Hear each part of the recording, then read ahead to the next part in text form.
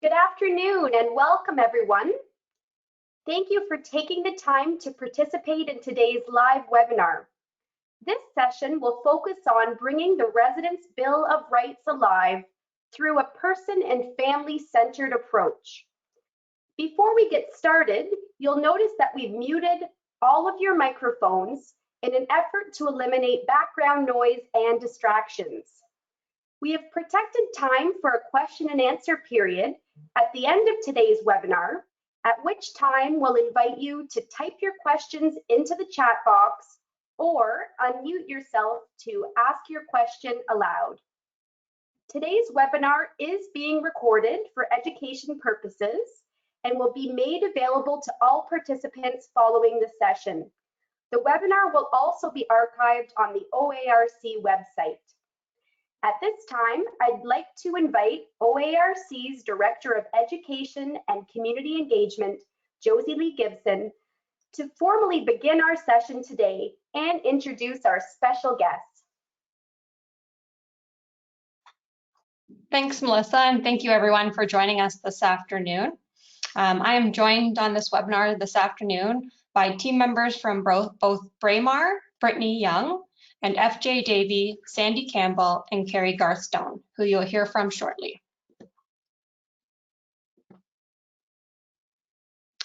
The RNAO, or the Registered Nurses Association of Ontario, and OARC have been working together for a couple of years now to really heighten the awareness of OARC's Through Our Eyes program, also known as TOE, and its alignment with the Person and Family-Centered Care Best Practice Guideline.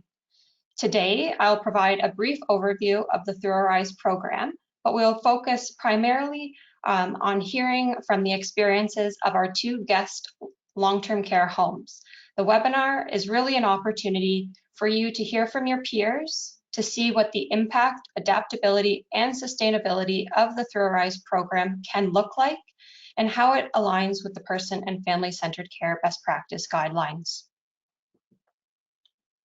So before we jump into the home sharing portion of the webinar, I wanted to revisit what the Through Our Eyes program is, for those of you who may be a little bit less familiar, or simply as a refresher. So this program is based on the Residents' Bill of Rights and is centered and is created and delivered from the perspective of residents. The expectation and really the intent of the program is that a resident living in long-term care homes co-develop and co-deliver the education sessions alongside a team member or a staff member. So in fact, if you open up the guide to page 9, you will see in large, bold, blue font, it read, "Please do not proceed with this program unless you agree to co-develop and co-facilitate the program with a resident." It's a comprehensive program, meaning that within the binder, you will find a DVD, worksheets, activities, and additional resources to ensure that you have everything you need to not only get started, but to carry you throughout.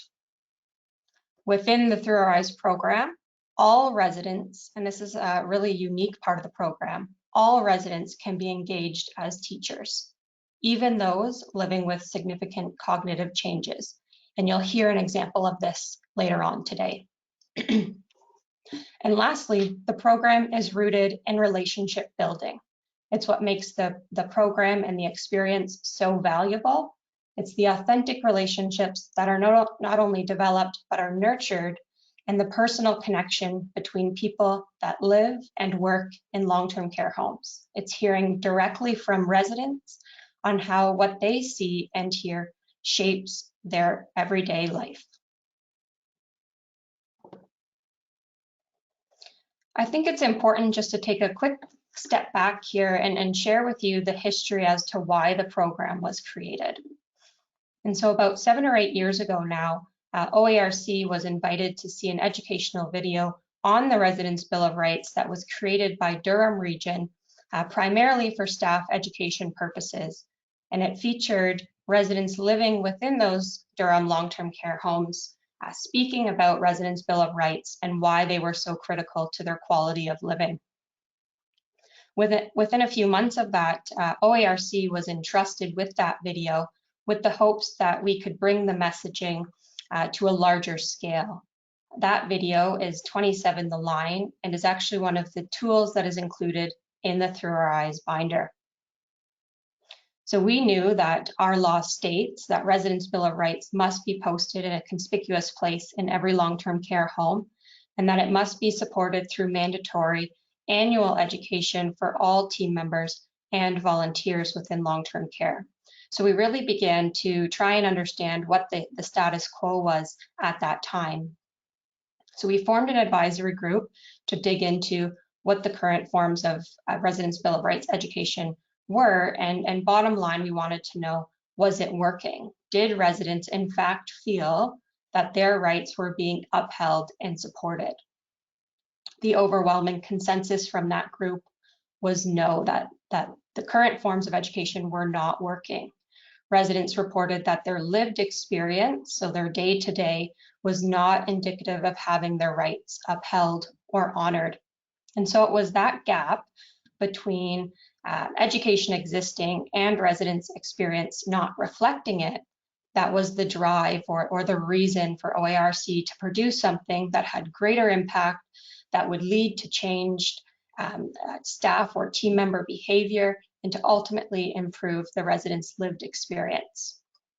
And so in 2016, the program was piloted in 10 long-term care homes with great success, and it was later funded in 2018 by the Ministry of Health and Long-Term Care at the time to ensure that every long-term care home across the province had access to and received the Through Our Eyes program. To date, the program has been adopted and implemented in many homes and organizations in more ways than we could have ever predicted. And so I just wanted to pause for a moment and really stress the fact that there is no right or wrong way to move forward with the Through Our Eyes program. That truly is one of the beauties of the program, is that it can be tailored and it can evolve over time. The binder is simply intended to be a guide and a resource to you, but in no way prescriptive. And so with that, let's hear from our Through Our Eyes champions from Braemar and FJ Davy. I will first pass it over to Brittany from the Braemar team. Good afternoon. So welcome everybody. My name is Brittany Young. I'm the Director of Care at Braemar Nursing Home. I want to start by thanking the Ontario Association of Residents Council for inviting me to speak today and share Braemar's journey in the implementation of person and family-centered approaches to care, as well as the creation and utilization of IM videos in our home. So you just go to the next slide. So I'm going to talk just a brief introduction of Braemar, a review of the implementation of IM videos at our home. I'm going to share with you this afternoon one of our IM videos, the impact of these videos and the plans for the future, and how these videos have changed our practice at Braemar. Braemar Retirement Center is a family-owned and operated 69-bed long-term care home located in Wingham, Ontario. We are passionate about fostering the very best environment for our staff and the residents that choose our home to become theirs. We started our journey with the RNAO to become a best practice spotlight organization in 2020. And one of the best practice guidelines that we had chosen was person and family centered care. Just go to the next slide. So with the implementation of person and family-centered care within our home, Braemar recognized that the Resident Bill of Rights wasn't often spoke about other than in orientation. And we didn't like that. We wanted to be able to share resident stories. We wanted to be able to have staff understand what made the residents living here unique and whole. And so we utilized the tools provided from the Ontario Association of Residents Council's Through Our Eyes project to create IM videos, and the results couldn't have been more impactful.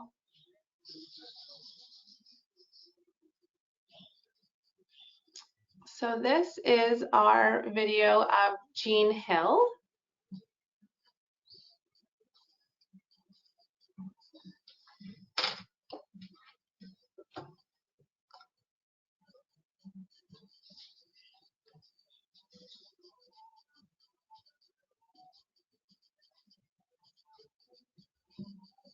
Looks like there's some issues with, is it playing?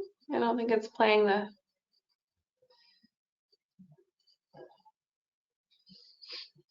Sorry, Brittany, are you not seeing and hearing it? I'm not hearing it, but if everybody else is, that's. Melissa, can you give me an indication if you're hearing it? It's working on my end. We are seeing it, but not hearing the audio for some reason.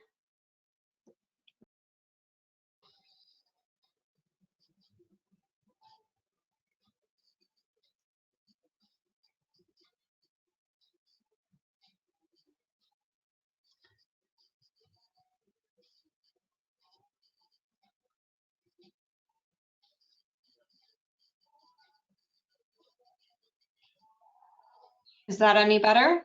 It's very quiet for some.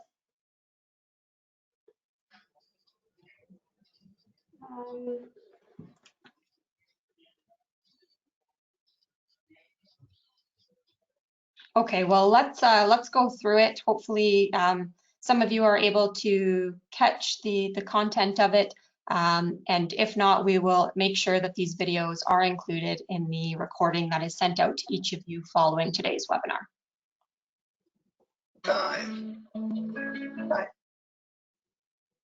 That seemed to work for a second there. I'm a mother, grandma, and Yeah. great-grandma. I'm someone who likes to read. I'm loved. I love people. I love the color red. I like cardinals because they are red. I dislike swearing. I like flowers and gardening. I love music and enjoy dancing. I have a wonderful family. I am unique. There's nobody like me, that's true. I'm not done yet. I'm still here, and I am whole.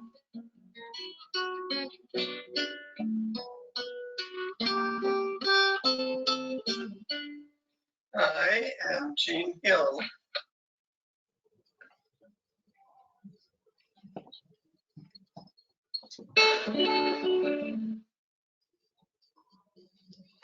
So the impact of the IM videos, if you just want to go to the next slide.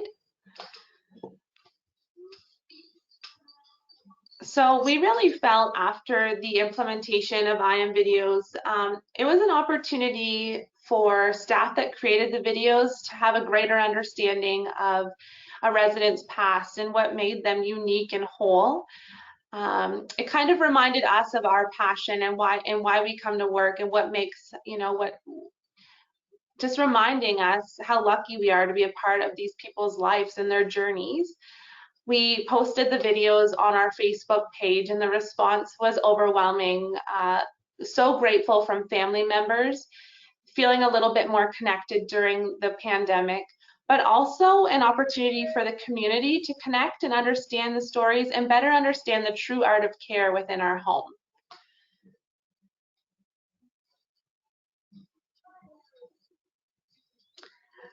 So Braemar plans to continue to complete IM videos for all of the residents living in Braemar. And then these videos will be implemented as part of the admission process of welcoming new residents to the home. We use them for onboarding during orientation, and we're actually in the process of making a facility resident Bill of Rights video as well. These videos will be added to over time as a tribute to the resident's life story. It'll be a piece of them that their families can keep, and just a reminder of who they are and what made them who they are.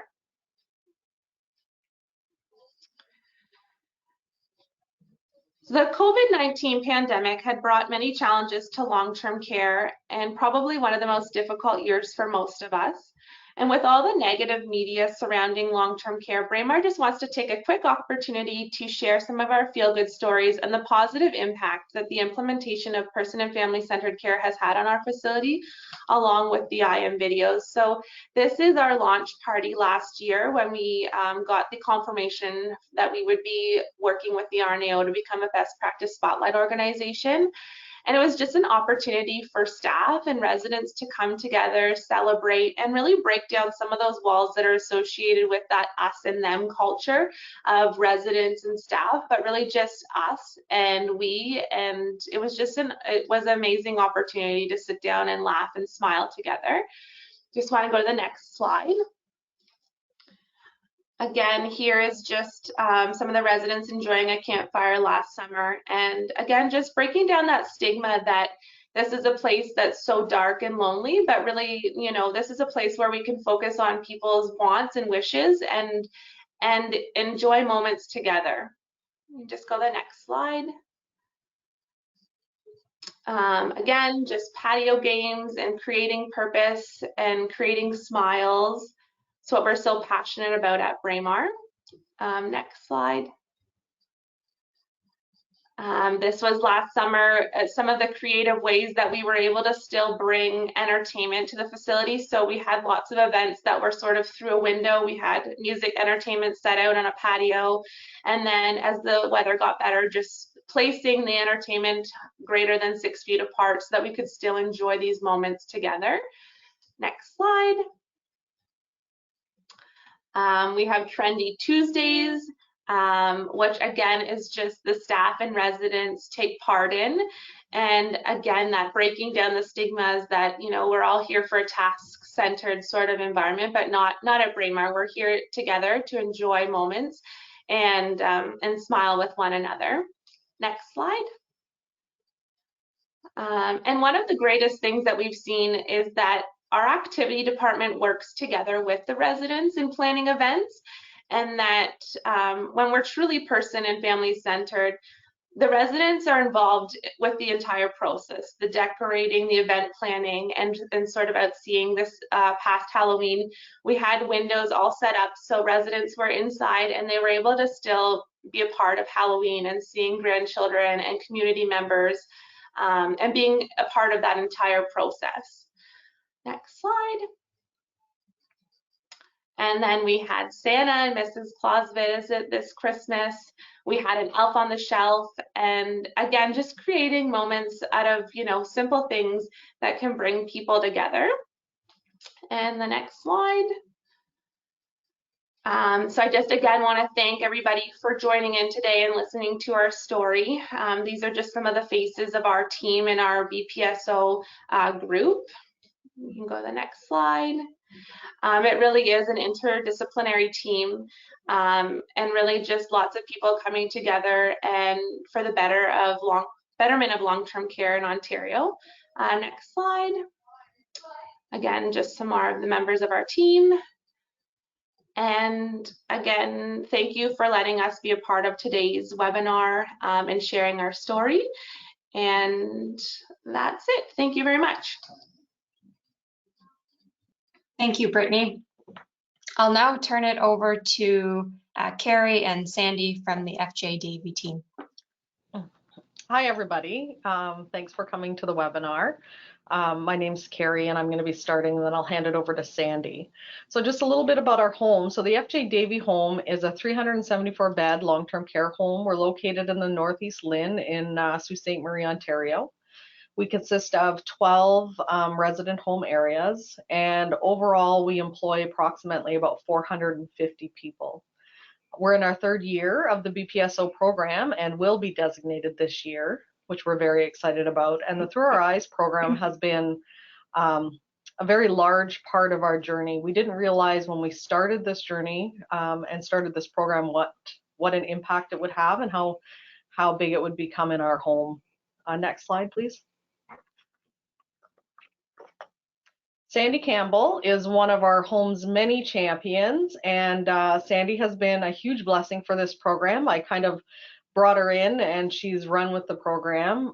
She has just an amazing passion for the residents and really stands behind the Through Our Eyes program, and it's wonderful to see. And I am the BPSO liaison in the home. I'm also the infection control nurse in the home as well. Next slide. Our home has implemented person and family centered care. This BPG has now become mandatory for homes that are going through the BPSO project. It wasn't when we first started, so it's something that we chose to implement. We also implemented preventing and addressing abuse and neglect of older adults, assessment and management of pain BPGs. And with the evolution and growth of the best practice culture in the home, a number of additional BPGs have also been and are currently being implemented. Next slide. Our biggest successes in the home have been the implementation of the person and family centered care BPG. This BPG is the foundation for all other BPG implementations, and I really believe that. Through the initial implementation of person and family centered care, one of the first things we did was remove the levels of care in the home, which dramatically increased communication between residents, families, and nursing staff, and in turn ensuring the staff maintained strong communications throughout this pandemic.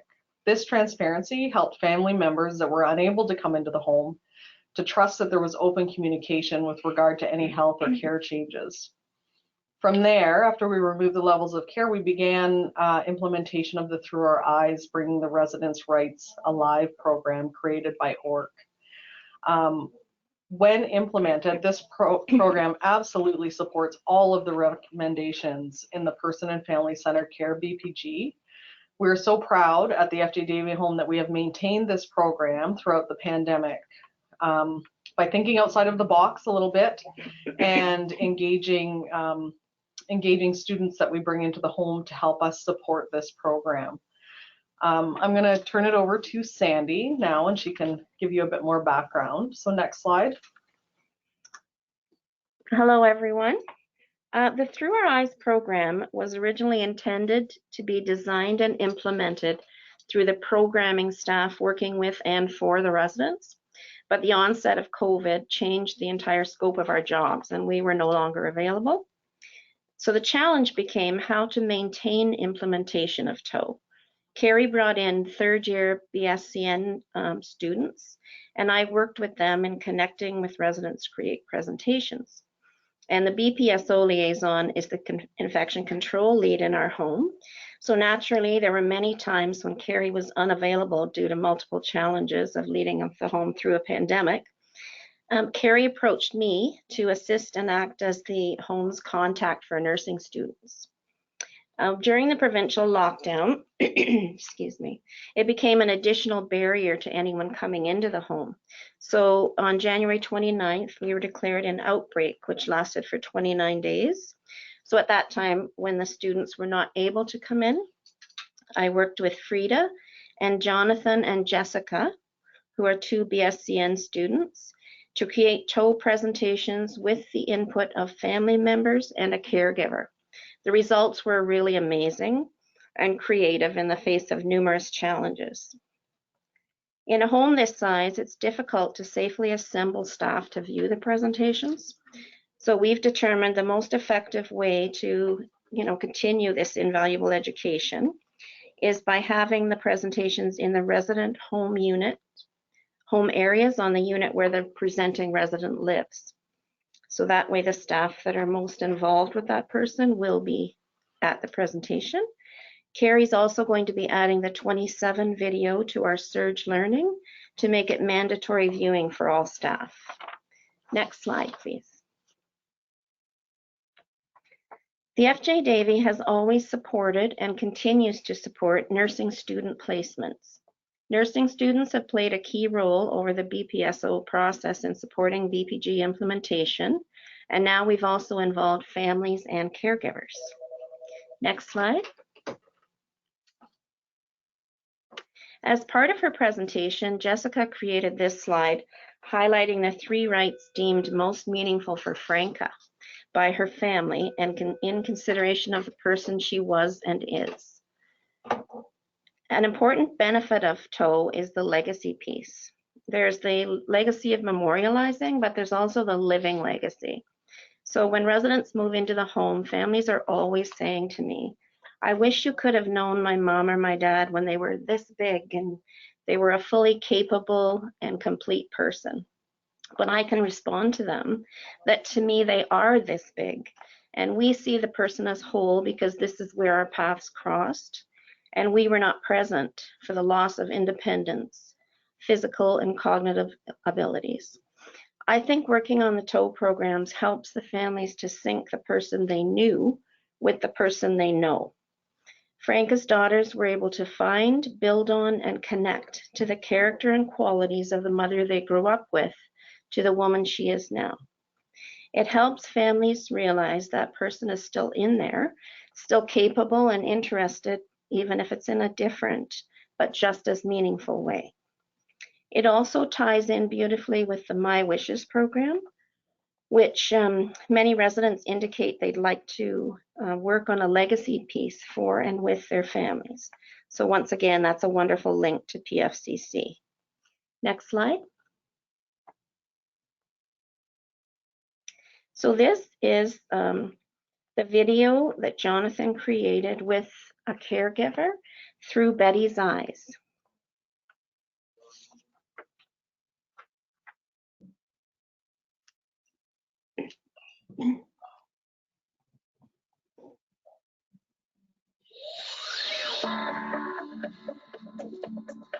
The Ontario Association of Residents Councils Through Our Eyes program has been developed for residents by residents.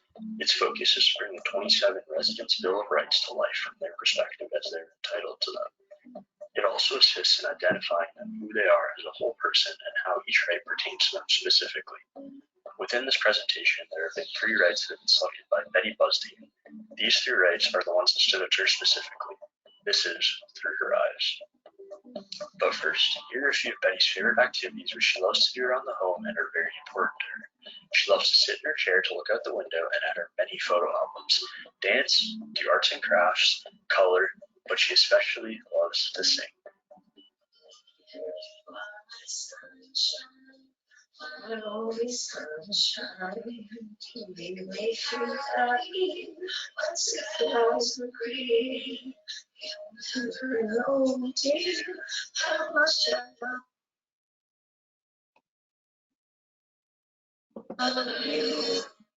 Please don't take the sunshine away.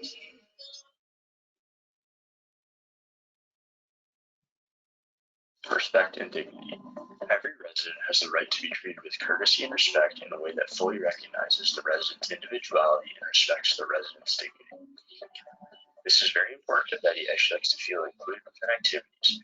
She enjoys when her things are the same as others as it reassures her that she's doing the right thing. Betty sometimes gets startled with fast movements and loud noises, so it's important for her that you are respectful and take your time when giving care, even if you have a busy schedule. Here, so you can see on my picture, I've changed some of my colors to match Betty's. Did you? I did, that way they're the same. Oh wow, I didn't stop. No, that's great that you keep going. Look at all of it. Yeah. Wow. Yeah, so again, just trying not to force on Betty what I want or what I've been doing and to match my behavior and actions to what she wants and what she needs to feel comfortable and included. Right. So I've added some green to my orange, and they should be a little bit closer to what Betty's got over on her page. So when she's comparing, to feel validated and secure. Proper care.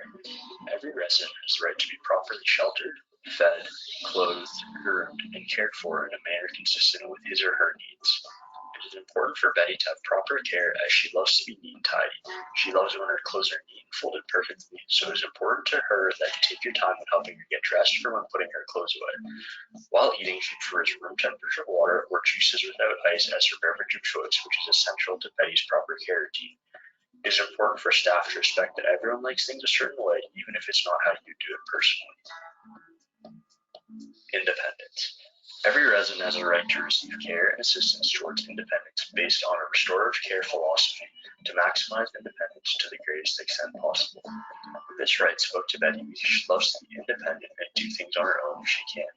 She loves to do arts and crafts, and she can often do them on her own. It is important for Betty that you give her affirmations when she's doing things right and show her in the right direction without doing everything for her. It is important for staff to allow individuals to maintain as much independence as possible for as long as possible.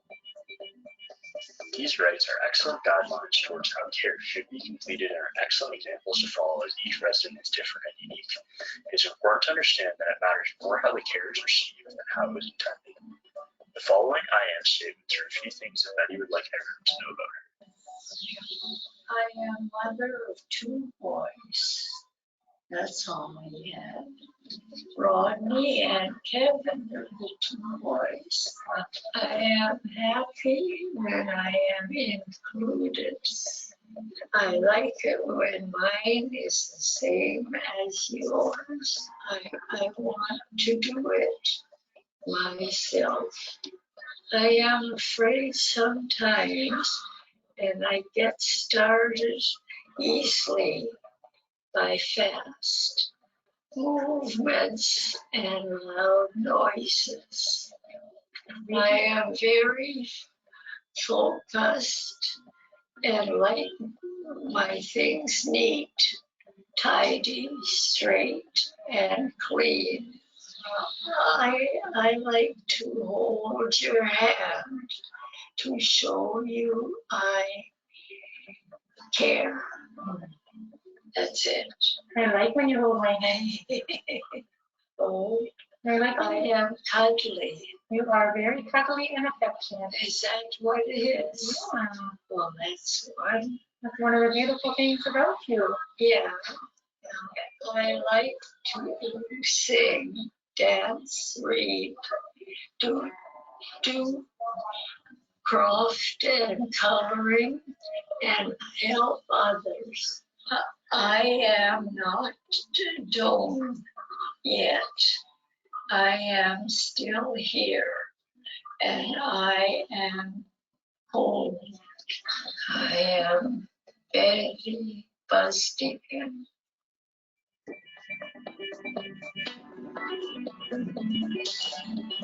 It is important to listen to the residents to learn about how each of the 27 rights applies to them, as some rights may hold more value to some than others. It is also important to listen to their voices and ideas as you are working within their homes and their living space. How would you feel if someone came into your home and altered things against your preference? I hope that you've learned something today or have been made more aware about the rights of the individuals that you care for, as they may be relying on you to assist them to get through their day. The Through Our Eyes program has been successful in assisting in bringing awareness to the residents' rights and further developing the therapeutic relationships between residents and staff members.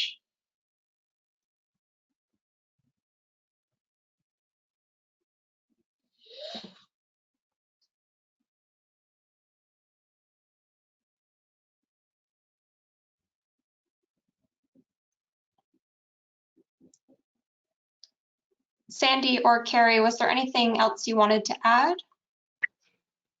I don't think so. I think that's covered it.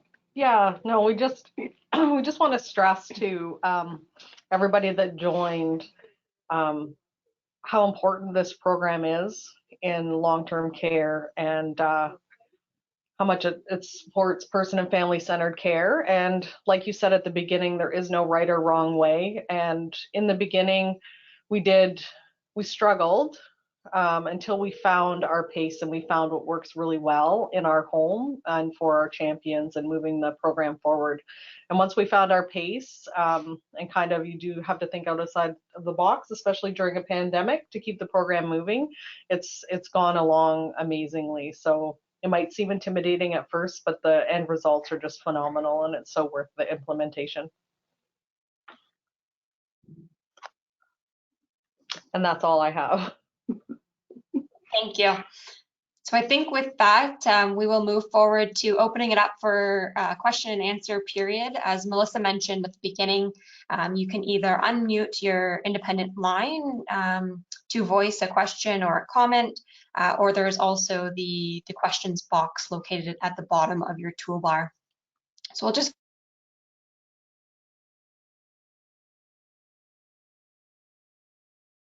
Sorry, Josie Lee, I accidentally was trying to unmute everyone's lines so that people had that flexibility. I'm hoping that you can unmute yourself now.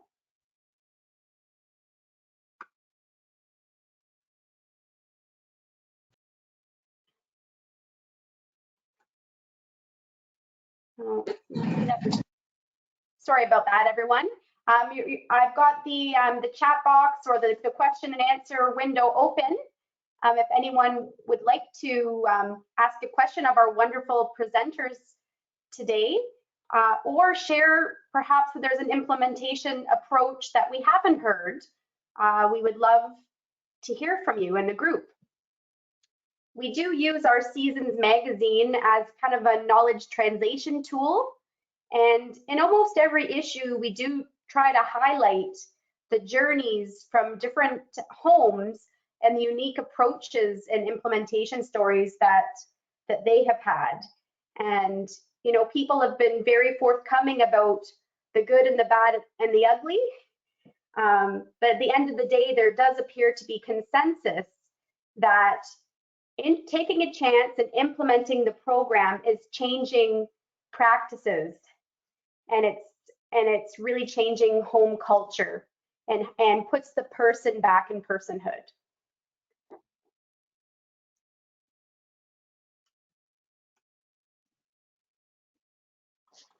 So maybe while we wait on some questions or comments to come in, if I could perhaps put Braemar or FJ Davey on the spot to speak a little bit further around, you know, maybe what were some of the hesitations that you had prior to the undertaking of the Through Our Eyes program? What were some of the things that, you know, perhaps held you back and that you had to work through in order to arrive at where you have?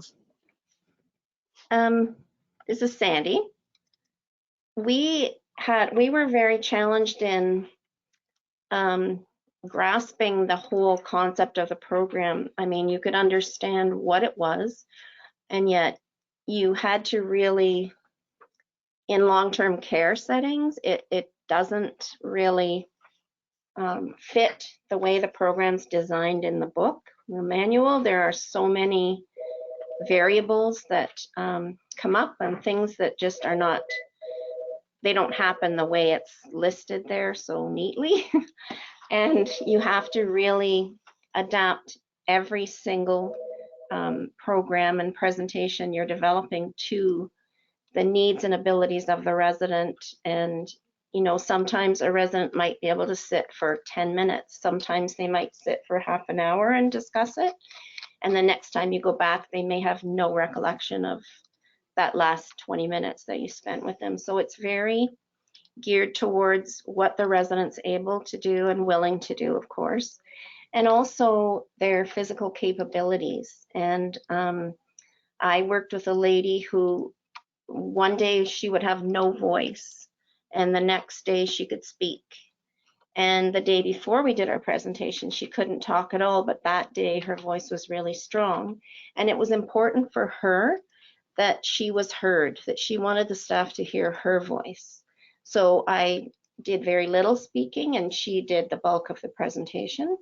Whereas other people that worked with my coworkers, some residents wanted to sit facing away from the people that were viewing the presentation and not speak at all.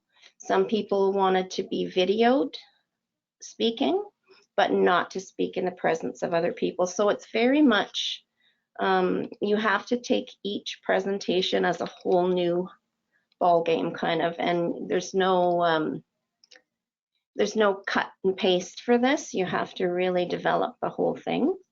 And it can be a challenge just helping the residents to become aware of what it is, what the purpose is. And I found the Every Resident booklet to be like the Bible of this whole program. It really puts the resident rights into language that the residents can understand and identify with. So, are you referring to the Clio? Yeah. Okay, yes. I'm going to try to find the link and put that in the chat box for everyone. Yeah, it's excellent. We've got some great questions coming in. There's also, excuse me,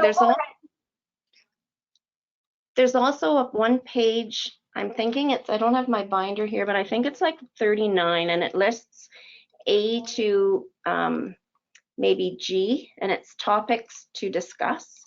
So that's how I was able to narrow the focus, by using those topics, and I showed them to Pauline that I was working with, and she wanted to talk about respect and dignity. So then you can link that to one of the rights, and that becomes a lot easier for people to grasp. Thank you. That's very helpful. Welcome. So the OARC team does have a dedicated tab on our website with Resident Bill of Rights resources. We've got the Resident Bill of Rights translated into about 20 different languages.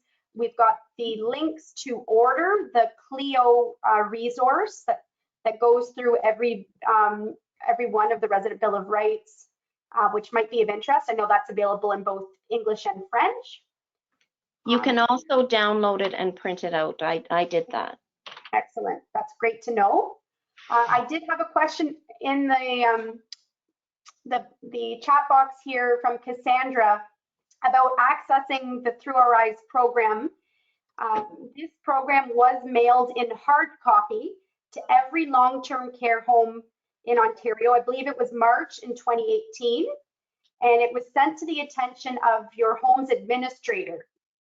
So I would certainly check there first if you are able, but we do have the program. You can fully download and access the activity worksheets through our website as well. But Cassandra, feel free to reach out to Josie Lee and myself if you cannot access the hard copy, or if you would like to order additional hard copies. We have another question for our guests. How can resident councils and other organizations like family councils work together to implement initiatives to help bring the Resident Bill of Rights alive? So how can we tie in these your in-home councils to kind of be champions of Through Our Eyes? I can put that forward to our guests. Well, at the Davie home, the Residents Council requested that there's a group of senior actors, and do you know the name of them, Carrie? Sioux Rising Stars. Sioux Rising Stars, and they do skits on the rights of the elderly, and they do an abuse prevention one, and the Residents Council requested that they be brought into the home for staff to attend these skits, and that was really a wonderful thing to see, and it was very well done. So that's one of the ways that our Residents Council has been focusing on that. Thank you. Brittany, do you have any suggestions to add to that in terms of engaging your councils? So we are still fairly, in the early stages. So I think just being open and talking about it and sharing it with the residents. So our resident council leads, were one of our main members of Residents Council actually had done her own video. So I think just talking about it and making it something that they're aware of. We don't actually have a family council at our small home at this time, but again, just sharing it with family and the community, and just taking the opportunity to sort of bring that up in many different meetings, just to make people aware and get the support for those programs, I think. Great. There's a question specifically about the metrics. So what do we use to measure when you're implementing the person and family centered best practice guidelines? That question comes from Lindsay. So how do you kind of measure and check in that you are obviously you're implementing the program to change practices? Could you speak to some of the ways you measure your progress? I can try. It's scary. So when you look at the best practice guideline and the recommendations in the guideline, and you compare that to OARC's program, you can see how every recommendation lines up with the program. You can almost pull a piece from each and bring them together. So it's hard to measure in numbers. You have to look at the impact that it's having in your home. And you look at so I'm talking pre-pandemic, when we could bring large groups of our staff into a room and have the residents present or have the video shown, and staff members just kept coming back over and over again to see each program. And then we had staff members saying, I really want to come in, but I don't want to cry today, because it's such an emotional impact. And just seeing the impact that it has on the staff emotionally was just absolute validation for the program. And then having staff write down what they're going to change about their practice and what was most important to them. And you had PSWs that have worked for 15, 20 years saying, I never realized this, and I will never do this again. And I'm going to try really hard to make this a part of my practice. So it was, I think that's where you get your most validation from, is the impact that it has not only on the residents and their families, but the staff. And then the legacy work as well. The first time we had one of our second videos that we ever created after that resident passed away, that video made it all the way to Australia, to family members in Australia. And now all of those family members that didn't get to come and be with her during that time, they still had a piece of her, and it had such a profound impact on that entire family, having that video from that resident. And it was just a beautiful connection. And we've been able to have that legacy passed on to families in quite a few instances now. So yeah, I'm not sure if that really answers the question, but hopefully it does a little bit. I'd just like to add something that I was just thinking about. When we first started this process, one of our residents who did an IM video, she actually said her name was Christine, but she preferred to be called Chrissy. Yeah. She said Christine was her Sunday go to church name. So with that, we realized, because we always thought it was kind of strange, somebody might move in and their name is Albert, but they like to be called Paul, and it's not even a name that appears in their documents, but that's their preferred name. So the home, we went around and found out everyone's preferred name and had that name displayed outside their door. Mm-hmm. And also residents brought up the fact that they deserve to know who is doing their care. And so in order to make name tags more visible and more easily read, mine, for instance, just says Sandy Activities instead of Sandy Activation Aid with my picture, which made the writing really small and hard to read. So it became more user-friendly for the residents. Yeah, and we used the Montessori model for the name tags, and we had new name tags made up for all of the staff. And it was amazing to see how many residents started calling staff by their first name. Mm-hmm. With the new name tags. It made a huge impact for residents.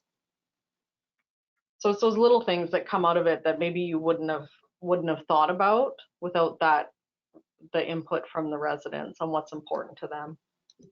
And I will just echo that at Braemar, we really updated our care plans to ensure that we're getting the preferred names on their care plans, but actually sitting down and going through each and making sure that the goals that are associated with the resident care plans actually match what the residents' goals for their care are.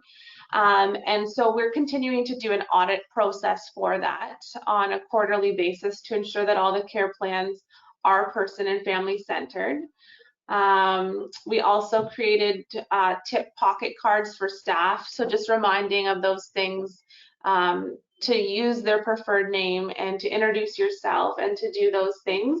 The other thing is our performance appraisals for staff also include person and family centered care to ensure that they're meeting those obligations. And our care conferences as well, we made sure that we're asking the residents who they want to attend. So all those things are sort of measurable in a sense, and they have been, helpful in us understanding that we're meeting the obligations. And so that's how we've been doing it at Braemar.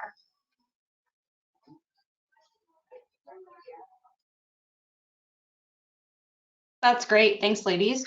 So there are a couple of more questions in the chat box, a few of them around resourcing for the program. So how do you find time for your paid staff to be involved in the Through Our Eyes program, as well as when implementing, what level of staff resources are required to get the program off the ground? Hi, it's up to Davy Home. So for us, we brought the activities staff into this program because they're honestly, your activities staff know your residents the best. They really do. Like nursing staff, we're doing the hands-on care, but activities staff, they have a little bit of a different relationship with the residents. They get to spend more personal time with them. And so what we did is we made all of the activities staff champions, and we actually embedded it right into their job routines. Obviously the pandemic threw that right out of the window, but hopefully, after this is all over, it'll go back to the way it was.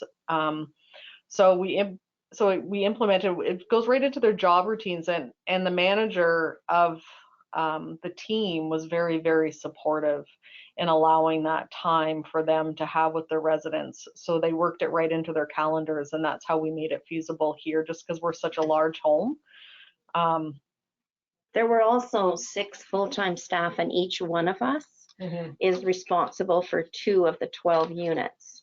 So if I was working on Through Our Eyes through the month of March to present in April, say, or whenever, the other girls weren't working on it at that time as well. So it wasn't like you took away tons of time from your other obligations.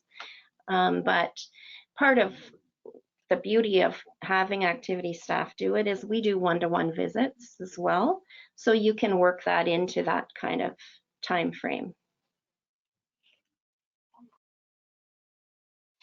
And Brittany, I'm wondering if you had a different experience or different advice being a smaller home.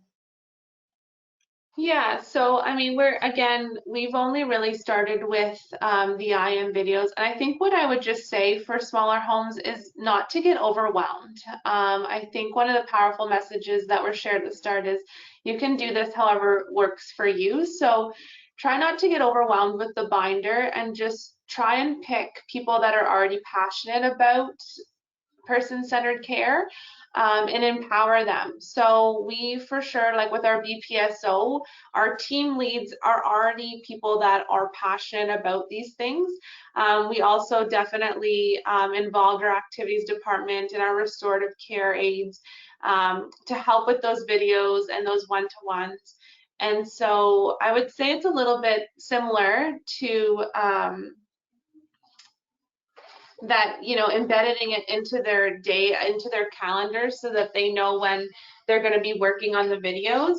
But again, just trying to get anybody that's already excited and empowered. And I mean, we have added extra hours for different things to be worked on. And so just being flexible, because certainly the pandemic has given us a lot of challenges. And so if we had to add another hour or 2 hours at the end of the week so that our BPSO team could get something completed, we've been flexible in that. So yeah, I think the biggest thing is take little steps and be super excited with the things that you get accomplished, and then share that excitement with staff, like celebrating the accomplishments, even if they seem small at the time, because that's what keeps everybody excited and moving forward.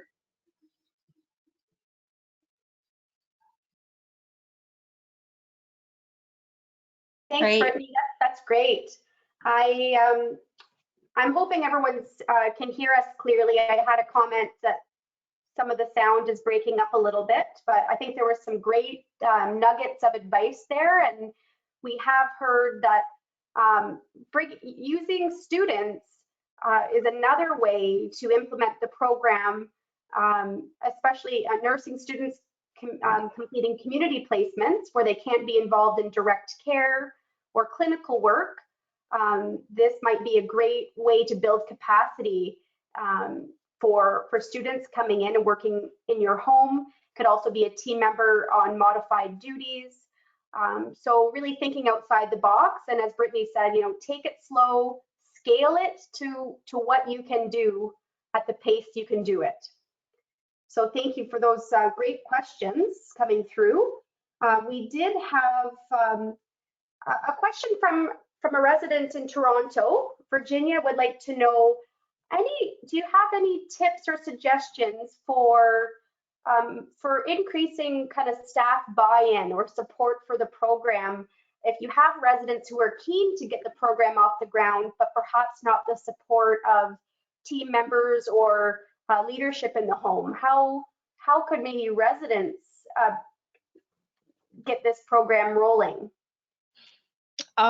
It's Carrie. I think you need to find that one person who is going to run with the program. And if you start with one, and you can start very simple, and you can start, you know, with what works for that resident and that one staff member. And once you do the program once and staff see what the end results are, you're going to get buy-in from the staff. It has such a huge impact. I think creating your own resident rights video is huge. Mm-hmm. We showed at our presentations, we showed the 27 video, which is phenomenal, and everybody should really watch that. But we also felt that for our staff, it would be more meaningful to hear those rights spoken by our residents, because this is people you know and you see every day. So that really helps. So maybe even if there's no staff involved, maybe there's some type of assistance that residents could get from a family member or from a resident themselves to create that resident rights video. That might be a really good start to show your management and staff. Thank you.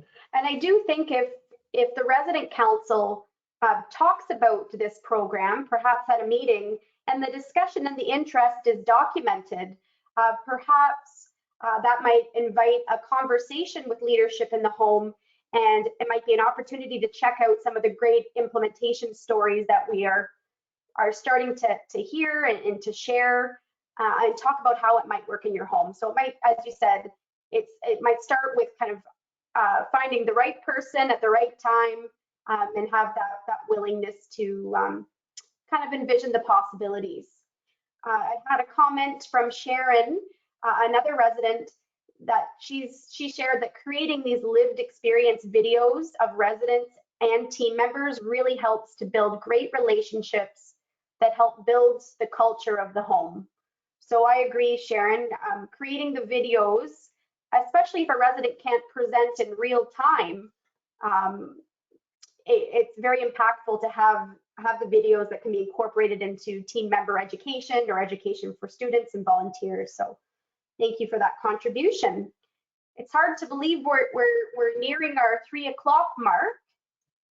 So I'm not sure if our wonderful guests have any final parting words of advice for those thinking about the program or implementing the program.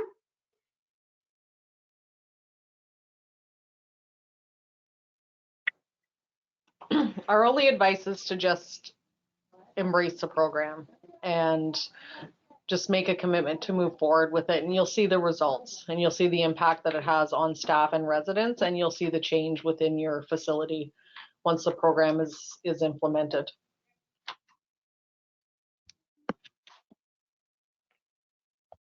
Excellent.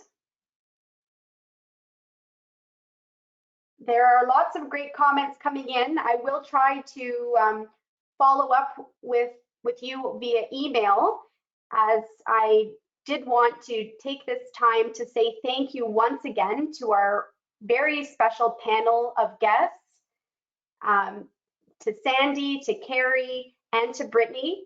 Not only to you, but also to the resident and team member champions in your homes, and for your willingness to share your stories and your videos that are wonderful legacy pieces and teaching tools. So on behalf of the OARC team and our participants today, thank you so much for being part of this educational webinar.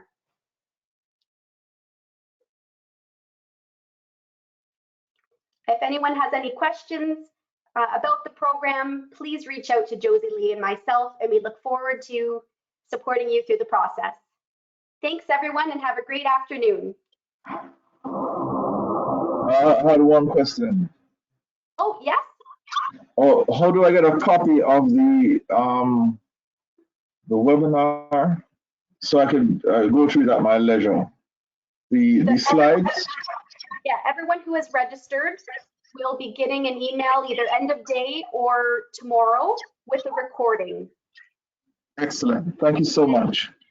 My pleasure. Thank you. Good afternoon, everyone. Thanks for your time.